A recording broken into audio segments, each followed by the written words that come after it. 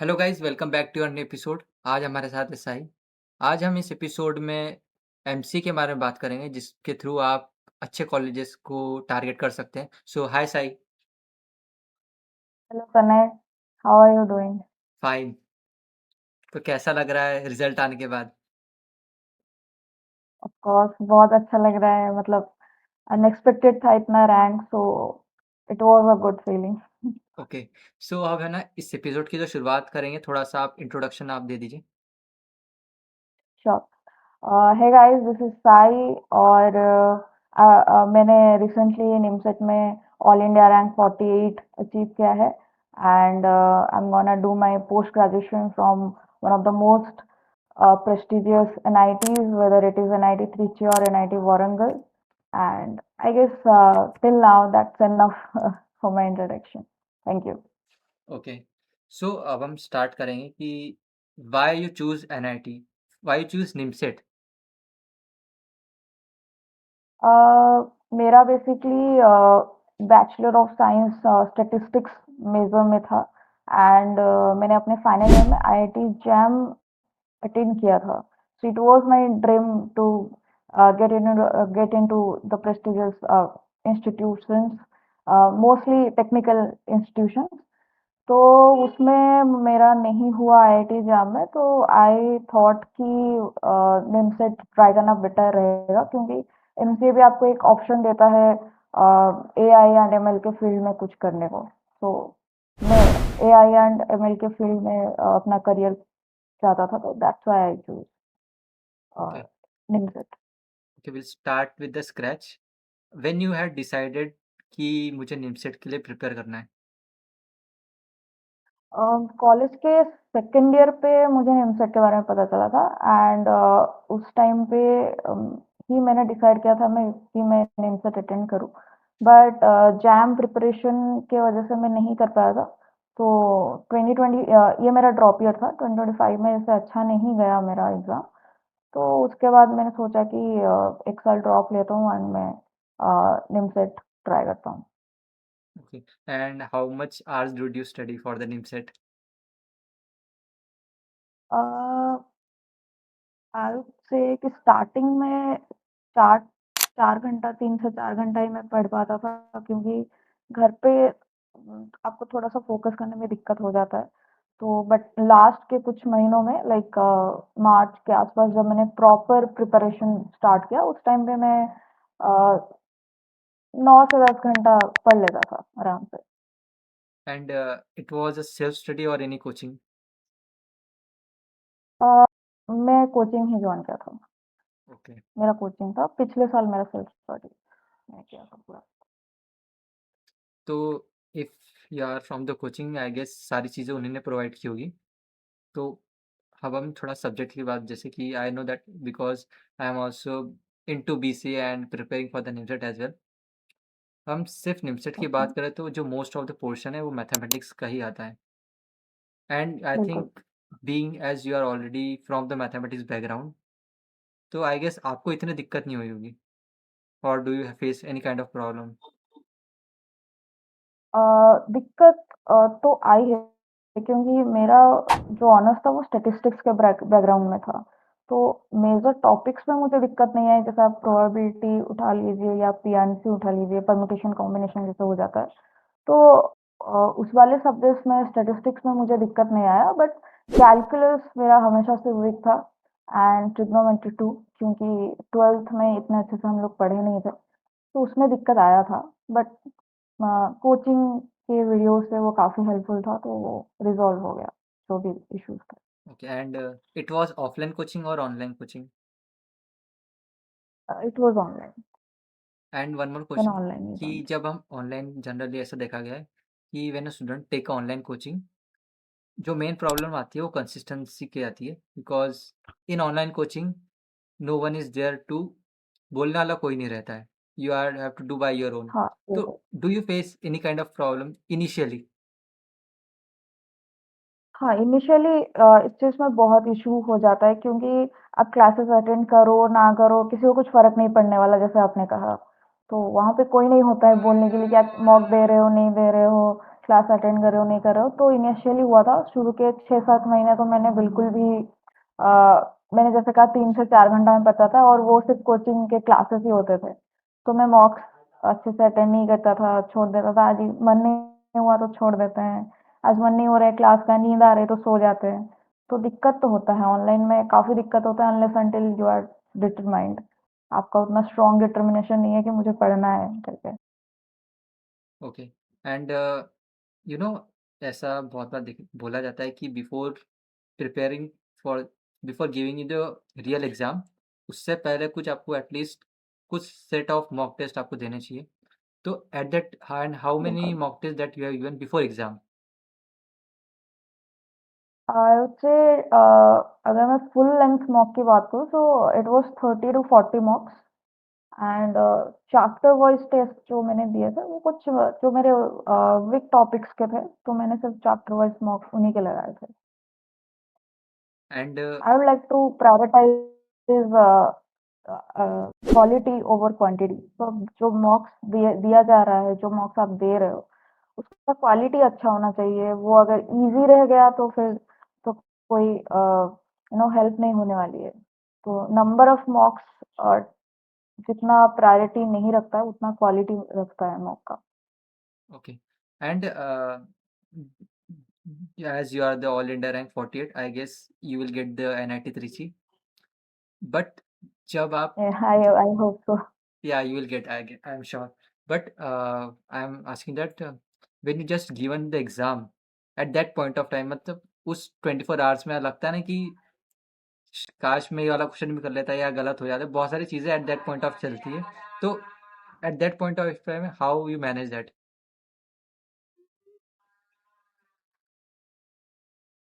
Exam के पहले 24 या फिर नहीं, एग्ज़ाम एग्जाम देने के के बाद जस्ट बाद, 24 पहले भी और आवर्स? बाद में, वो दोनों 24 आवर्स बहुत क्रूशियल होते हैं। हाँ, तो देने के बाद तो मैं सच कहूँ तो मैं सैटिस्फाइड था। मुझे बस मैथ में एक बहुत ही बड़ा सिली मिस्टेक हो गया था एक मैथ में एंड मिक्स मिस्टेक के लिए वो तो 15 माइनस हो जाता है, मतलब 3 माइनस होता है एंड 12 तो आपका जाता ही जाता है मैथ का। तो वो एक रिग्रेट रह गया था कि मैं वो एक क्वेश्चन ढंग से अगर कर लेता तो मेरे 15 मार्क्स ज़्यादा मिलते, but I was satisfied with my performance. तो मैंने ज़्यादा उस बारे में सोचा नहीं था क्योंकि आप सोचोगे तो आप स्ट्रेस हो जाओगे एंड आई थॉट कि एग्ज़ाम ख़त्म हो गया है तो अब जो हो चुका है तो उस पे सोच के ज़्यादा टेंशन नहीं लेना चाहिए। And before the exam? Before तो मैं ये कहूँगा कि एग्ज़ाम के 2-3 दिन पहले ही मैंने पढ़ना छोड़ दिया था। क्योंकि मेरा थोड़ा-सा ऐसा है कि आप माइंड को अगर शांत नहीं रखते हो तो ज़्यादा इधर-उधर भाग जाता है। तो 2-3 दिन मैंने अच्छे से मूवीज़ देखे थे, स्टोरी बुक्स पढ़ लिए थे एंड सो भी गया था, बहुत ज़्यादा टाइम में सो गया था, 8-10 घंटा पूरा ऐसे सो गया था। तो मैंने बस खुद को माइंडसेट के ये में प्रिपेयर किया था कि हाँ, क्वेश्चंस टफ आने वाले हैं क्योंकि 3C बना रहा है पेपर और 2025 में मैं ऑलरेडी दे चुका था पेपर 3C का। तो आई वाज़ प्रिपेयर्ड कि मैंने बस अपने दिमाग को शांत रखा था एंड ट्रेन किया था कि क्वेश्चन बहुत टफ आने वाला है, पेपर बहुत टफ आने वाली है। तो जितना हम लोगों ने अब तक मेहनत किया है उस पे भरोसा करते हैं एंड करते हैं। जो होगा देखा जाएगा। And while you are preparing for the exam, do you face any kind of problem जो जिसकी वजह से you are never not able to control that particular problem, जो जनरली स्टूडेंट्स में रहती है? एग्ज़ाम के प्रिपरेशन में मैं अगर कहूँ तो ज़्यादातर हमें सेल्फ डाउट और डिस्ट्रैक्शंस तो आती है, बस सेल्फ डाउट बहुत आता है। अगर आप मॉक मॉक में अच्छा नहीं कर पा रहे हो, थोड़ा-सा मार्क्स कम आ जा रहा है, तो हम ये देखने की वजह है कि मॉक का डिफ़िकल्टी लेवल कितना था, वो टफ था, ईज़ी था। हम तुरंत ही डिप्रेशन में चले जाते हैं, सेल्फ डाउट में चले जाते हैं, क्या ही हो गया, क्या नहीं, मैंने तो इतना अच्छा पढ़ा था, नहीं हो रहा है। तो उस चीज़ को कंट्रोल करना काफ़ी ज़्यादा मायने रखती है अगर आप किसी एग्ज़ाम का प्रिपरेशन कर रहे हो। मेरे साथ भी वो हुआ था, मैं सेल्फ डाउट में बहुत था but all thanks to my family and friends, वो हमेशा मेरे साथ रहते थे। हम लोग लाइब्रेरी जाते थे, तो अगर ऐसा कुछ होता है तो वो मेरे को बोलते थे कि चल चाय पी के आते हैं, सब सब ठीक हो जाएगा। तो all credit goes to them. मैंने उन्होंने देखूँ तो उन्होंने मुझे सँभाला था उस पीरियड पे। And as you also prepared, एक साल पहले भी आपने एग्जाम दिया था, एंड आफ्टर एग्जाम, बिल्कुल। बिफोर कोचिंग और आफ्टर कोचिंग, क्योंकि आपने उससे पहले भी एग्जाम दी थी एंड लेटर में आपने उसके कोचिंग के बाद भी एग्जाम दी थी। तो what are the things that you think कि हाँ, इतना मुझ में डिफरेंस है जिसकी वजह से I can able to make into NIT Trichy. जब आप सेल्फ स्टडी करते हैं तो आपको आपका जो रोड मैप होता है वो पूरा आपको ही बनाना पड़ता है। पूरा आप कौन-सा लेक्चर देखोगे, कौन-सा नहीं देखोगे, क्या करना है, कैसे करना है, वो सब कुछ आप पे डिपेंड खुद पे हो जाते हो आप। बट जब आप कोचिंग लेते हो तो पहली बात तो ये कि आपके बेसिक्स क्लियर हो जाते हैं उसमें, और वो एक रोड मैप आपको मिल जाता है कि कौन से चैप्टर्स को पहले करना चाहिए, कौन से चैप्टर्स को बाद में करना चाहिए। हालाँकि वो आप भी खुद डिस्टिंग्विश करते हो कि मेरा वीक टॉपिक कौन-सा है, मेरा स्ट्रॉन्ग टॉपिक कौन-सा है, मुझे किसमें ज़्यादा फोकस करना चाहिए, किसमें नहीं करना चाहिए। बट कोचिंग में वो एक होता है कि आपको क्वालिटी मॉक टेस्ट मिल जाते हैं, पहली बात है। दूसरा, आपके बेसिक्स बहुत अच्छे से क्लियर होते हैं। तीसरा, आपको इधर-उधर मतलब अगर आप सेल्फ स्टडी कर रहे हैं, यूट्यूब से पढ़ रहे हैं, तो आपको बहुत सारे चैनल्स जाके ढूँढना पड़ता है कि मैथ्स के इस वाले चैप्टर का किसने अच्छा पढ़ाया है, मैथ्स के उस वाले चैप्टर में का किसने अच्छा पढ़ाया है। तो कोचिंग में वो नहीं होता है, आपको एक ही सर पढ़ाते हैं, अच्छा पढ़ाते हैं, तो सारा कंटेंट आपको एक ही जगह पे और क्वालिटी कंटेंट आपको एक ही जगह पे अवेलेबल हो जाता है। तो वो एक प्लस पॉइंट रहता है कोचिंग जाने का। Okay, and do you prepare for the CUET as well और जस्ट निमसेट? हाँ, मैंने सीयूईटी का फॉर्म भरा था, बट सिर्फ भरा था। ऐसा कुछ प्रिपरेशन उसके लिए नहीं किया था, because I was an MBA aspirant. अगर सीयूईटी के पॉइंट ऑफ व्यू से देखा जाए तो मैंने दोनों पेपर दिया था, MCA and MBA. Okay, and अगर मैं आपकी, जिस भी आपने कोचिंग से स्टडी की है, what was the topmost rank that in that coaching has? It's your or someone else? No, all India rank one गया है हमारे कोचिंग से। Okay. तो So मेरे ऊपर और 9 बच्चे हैं, आई गेस 8 बच्चे हैं। uh, okay. So do you have any contact with him or he was no no, I okay? Don't have any kind of contact. Okay, sure. So अगर हम particularly निमसेट की बात करें, you will get the top NITs and after that you will get the top companies. So which is your dream company?